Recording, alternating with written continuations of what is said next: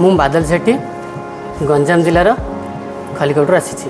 ମୁଁ after graduation पर आम जन ब्लाइंड सार अच्छा ब्रह्मपुर से मत सजेस्ट कले जे खोर्धा जटनी गोटे इंडस्ट्रियल इंस्टीट्यूट अच्छी से जाओ से तुम किसी इम्प्रूव हम मु अगस्ट ये एडमिशन कली सेप्टेम्बर ये पढ़ा आसली देन मुझे आसिक टाइपिंग MS वर्ड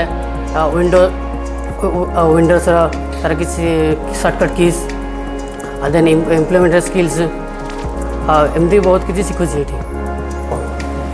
मुझे पास आउट है देन मुझा सिविल सर्विस में प्रिपरेशन करी। Thank you so much ITI जटनी स्पेशल ITI जटनी आमको एत भल अपॉर्चुनिटी देमर डिजेबिलिटी पिला आगू इम्प्रूव कर।